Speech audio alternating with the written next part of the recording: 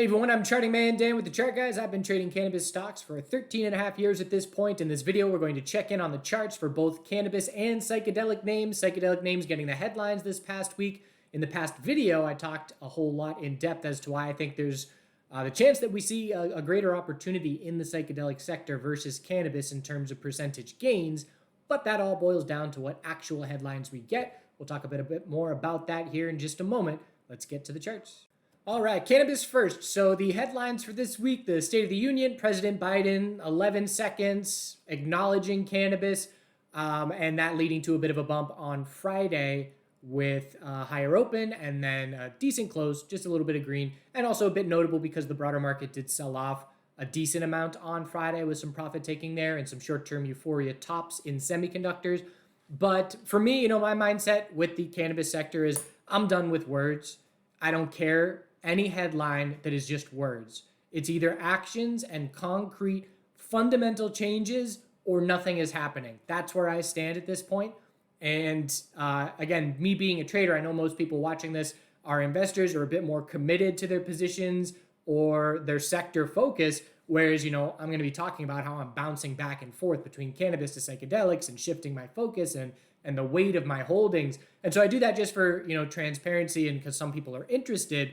But that's how I'm approaching the sector. And I know most people aren't doing what I'm doing with the very active trading. But at this point, as I've been mentioning, I've been trading this sector, but I haven't been going real aggressive because we don't have that concrete catalyst headline. And so when we get it, I will go aggressive. But until we do, I'm a lot more in and out. And most recently, because we broke this support, which I'm just going to talk about, I don't care, if we get the news headline and I don't have a sizable position because I'll just jump in as soon as I can and I'll have the wind at my back and be profitable right away as opposed to holding for 2 or 3 months during slow bleed. And one of my biggest concerns with where this sector stands right now, after pulling back for 5 weeks, is that the broader market has been as strong as it can possibly be. So the question is, if we get weekly consolidation in the broader market, what would that do to this sector? And in my opinion, it would add continued downward pressure on a sector that is already struggling a little bit, having run up into anticipation, and now we're not getting anything, and so we're patiently waiting. So MSOS, the key for me, where the bears proved something pretty decent, pretty significant, I should say, is this bear break of 828. You can call that a confirmed weekly downtrend, a quick little lower high and lower low. And so the next support level that we're looking at, I'm watching a little gap fill down at 749 from back here. And then I'm looking down at 704. And, there's not much else aside from that. And so it was nice to end the week with a little bit of green and get that bounce going. But we have to remind ourselves that, we could bounce another 5% on Monday and still just be looking for a daily lower high. So when you lose trends, we know how long it took to confirm a monthly uptrend and be in a monthly, weekly, daily uptrend. Well, now you can say that we're in a daily and a weekly downtrend, and it takes a while. You got to bounce for a few days, hold the higher low, confirm the daily uptrend. If there's no news headline, it takes a while to shift those trends and change them. So the most important levels that I'm watching previous support, now resistance 828. But on the way down, we were talking about these little resistance zones that we kept rejecting from as the bears kept proving themselves. And so the most important levels for me, there's a resistance zone 891 to 896, and there's a resistance zone, 913 to 918. And so, to get to the first major resistance zone, that's over 10% away. So a lot of work. And, what I did when the bears continued to prove things to us, and we have these scenarios where we get quick pops and then just sell off, the bears are trained on those quick pops to jump on them if it's not the headline or the news that we're looking at. And I've been sizing down. So I played the weekly bounces in MSOS and TCNNF, and I scaled out all of those positions on the bounce. And then I started to scale down my core swing position from all the way back here as well. And as I was scaling down there, my focus shifted to psychedelics this past week. And now just the other thing is I do things so quickly, right? So I sized down a bit Tuesday, Wednesday in MSOS, and played the psychedelic sector and had some nice gains there. And now, I'm taking some of my profits and positions from the psychedelic sector, taking a little bit of profit and jumping back into Trulieve on Friday. And my focus, again, absent any headline, my focus in March is Florida names because they have the nearest term potential short-term catalyst, just being if we get to April, which is 15 trading days away, and we don't hear from the Florida Supreme Court, then the recreational vote will be on the ballot. And I don't think that happening would be, a big move, breakout for these names. I just think that they can have relative strength and just, again, the wind at the back. The wind, compared to the rest of the sector, the wind is at the back, at least of, clearly Trulieve. That's the one I'm focusing on the most. Of course, there's other names out there. But you look at, TCNNF divided by MSOS. This is the strongest it has ever been compared to the ETF. There was a long period where there was relative weakness for months and months and months. And this Florida catalyst has launched it back to the strongest it's ever been.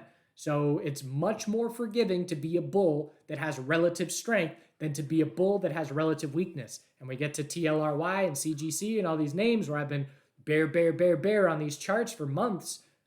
You'll see, obviously, that's the case. But Trulieve, if MSOS looked like Trulieve here on the weekly chart, I'd be a lot more confident and a lot more bullish. This chart is great just as far as, just keep holding the higher lows and holding daily EMA 12. And you see where MSOS is in comparison. And essentially, if Trulieve was trading where MSOS is right now, we would have dropped down and broke 803. And right now, we'd probably be trading at about 750. And that's a major difference. That's 25% lower. And so, again, it's just that relative strength keeping things much stronger. And so I grabbed some on Friday, just reloading a bit. And, essentially was buying in the $8 to $9 range, was selling back at the $9 to $10 range, and now just reloading a bit. And obviously the clear resistance here is 1073. It would be a big win for the bulls if we can get back to that high this coming week. That would be very impressive. And again, if MSOS were doing that same thing, it'd be like MSOS testing 969. So Trulieve at this moment is 7.5% away, whereas MSOS, if we were to get back to that level, a whole lot further. Almost 3 times the distance, percentage-wise. And now key support on Trulieve is $9 psychological. GTBIF, so we had the clear double top and then the break of 1220, which had us head back into further consolidation. Not a coincidence that we top out at 1220 on Friday. Previous support acting as resistance by a penny. Weekly chart, losing weekly EMA 12. That's not ideal. We could say this is the first time that we've closed below weekly EMA 12 in 4.5 months. So momentum is shifting, clearly. And the first time we've seen 2 red weeks in a row and even longer. So, the broader market has gone straight up from October to now. This sector is pulling back for multiple weeks when the broader market is not doing that yet. So again, that's my mindset of, okay, well, what if we do get that 2-week pullback in the S&P 500 from here? So that's just what has me being more cautious. So Curaleaf on the daily stair step, lower high every single day for 2 weeks in a row. You can't have more bear control than that. When that pattern breaks, we scout the daily lower high with tons of space for it to form as far as support for psychological, and then 390 as the next couple of levels, and getting to daily oversold conditions. So again, just a clear shift underway in the sector. OGI still have a position here, and we're tightening up. Daily lower high is the most likely scenario after the bounce the last couple of days. Anything under 222. I don't love that we failed resistance here, but we are just tightening up on the weekly. And so my mindset is if weekly EMA 12 is support, the bulls are just fine. Definitely want to see 178 continue to hold. And ideally, we can set a weekly high or low compared to that level and try and resume heading back to the recent high. But, if we drop down and break 189 and head towards 178, that's going to be essentially OGI acting as a laggard bear. Some names already a lot weaker on their weekly charts. So definitely paying attention here. I think my break even at this point is right around there, 178. Haven't really taken many profits because it's a smaller position size, swing trading, just letting it do its thing. ideally I want to hold my swing positions for a news pop. If I can be in a profitable position and just wait patiently, then no big deal. I just don't want to give back a significant amount of the profits from MSOS lows on the initial HHS pop. All right, so psychedelics, big headline this week for MNMD. This is the kind of headline that cannabis is like, come on, give us that. That's concrete.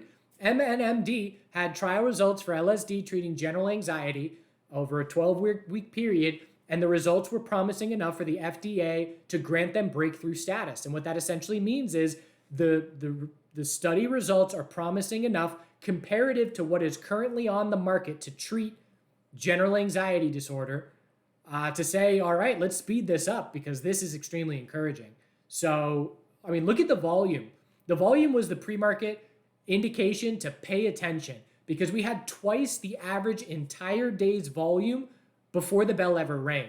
And now you put up, look at this volume. This is, roughly speaking, $350 million traded on Thursday. That's not retail. That's big money getting in on that headline.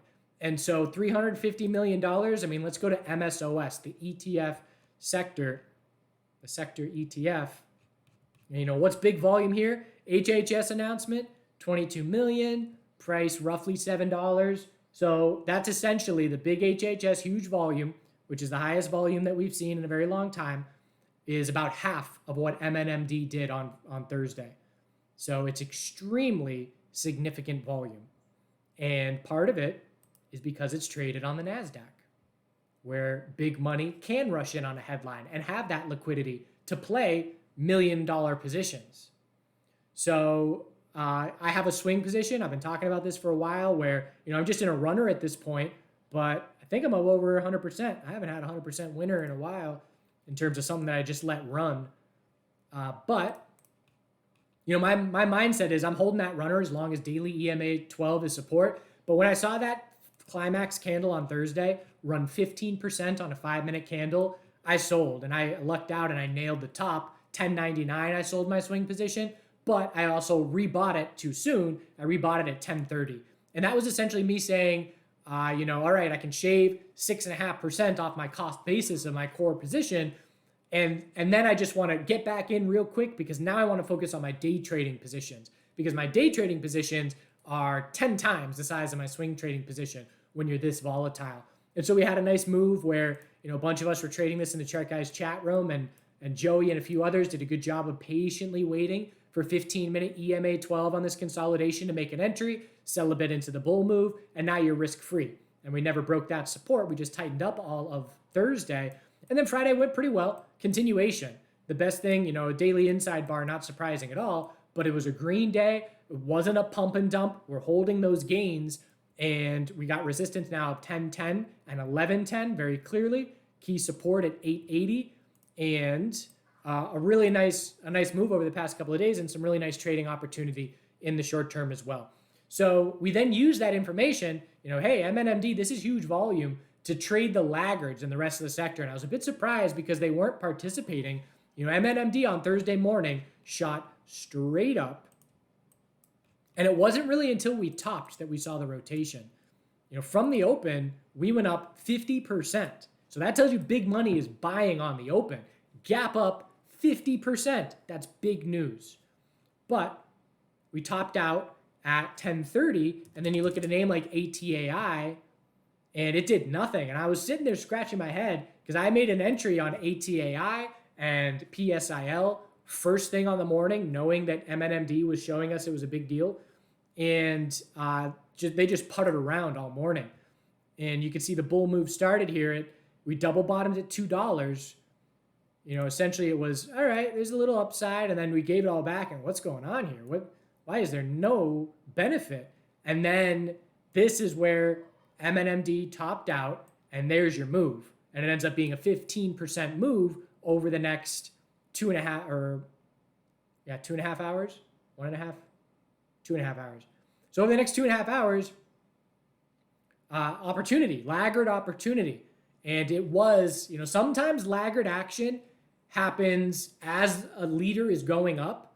And then when the leader pulls back, everything pulls back. This was an example of the other scenario where the leader leads when it tops, and Bitcoin does this all the time. It tops, and then the money rotates out into the altcoins or the other smaller names where it wasn't a direct benefit for the news. But it was a daily cup and handle in my ATAI. Again, I've had a position here as well since, I forget, down here, 180s.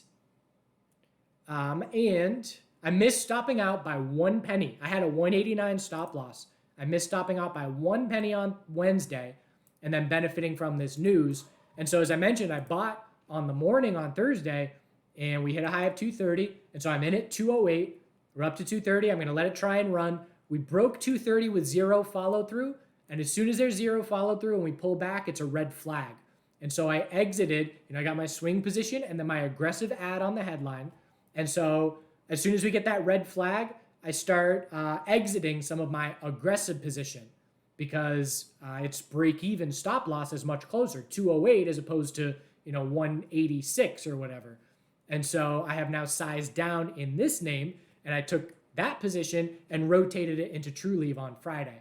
But a bit of a red flag because this was a beautiful setup for a breakout with a cup and handle.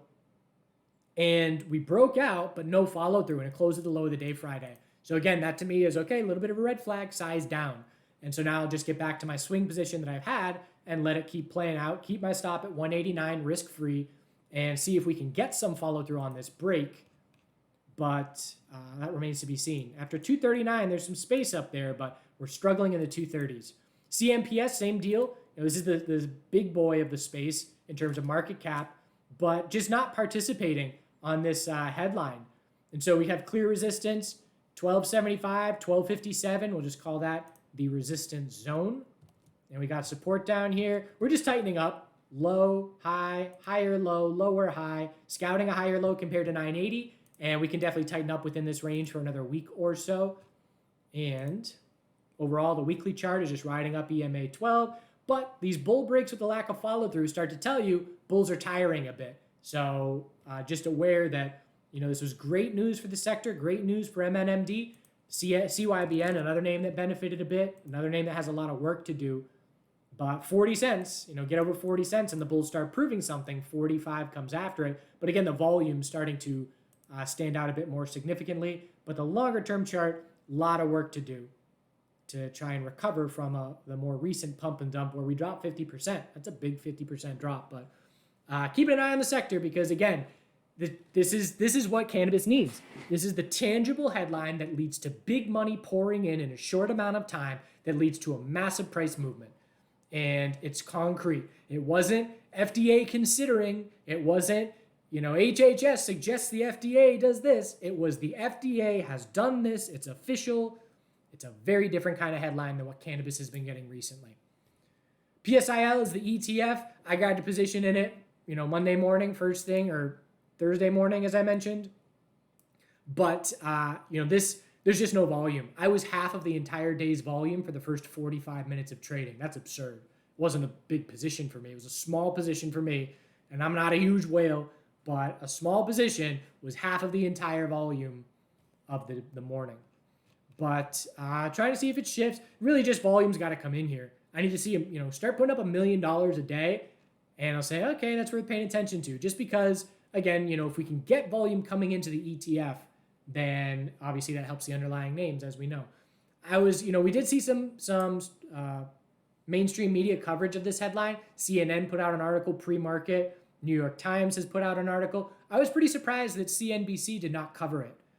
Just because, again, biotech sector and FDA approval, huge move, sexy headline, just in terms of, this is new and exciting.